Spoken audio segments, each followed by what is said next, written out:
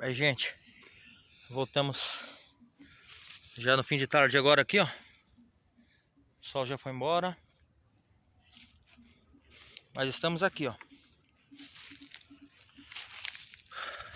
Carne na fogueira. Nossa mesa improvisada. Umas carnes aqui, temos o vinagrete. Mais tarde tem um bolinho, um pãozinho, água pra nós. Aí, gente, é isso aí. Faca na cintura, na coxa, né? Faca reserva. Nosso amigo Alexandre aí, descansando aí, ó. O cara tava tão à vontade aí, ó. O tronco quebrou, o cara desceu rolando. Sorte que não caiu na fogueira, mas tá tudo certo. Brincadeiras à parte. E não, Alexandre? Vamos experimentar um pedaço de carne ali agora. Essa carne aqui. Deve estar bem assadinha já. Vou ter dar uma olhadinha nela aqui. Aquela gordurinha ali tá chamando, meu irmão. Vamos ver aqui. Ó, ó.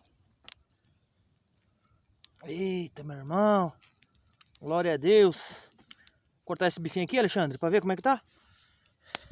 Bora? Bora. Aí, ó. Aqui. Vamos ver o negócio aqui.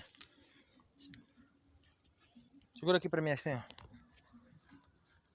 Espera aí que nós já volta, meu irmão. Aí você solta. Ó. Vamos ver. Aí, ó. Deixa eu ver o negócio aqui. Que não, João, não pegou, hein? Ó. Aí, gente. Ó o ponto. Boa, hein? É isso aí. Dá pausa de novo aí.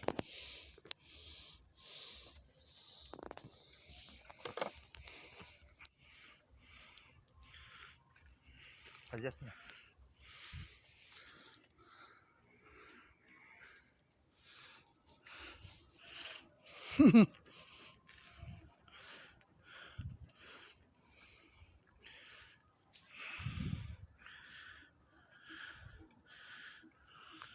Já tá pausado? Tá, pô. Vou pegar um pouquinho de sal ali. Pode esquecer. Desliga. Sai do... Uhum.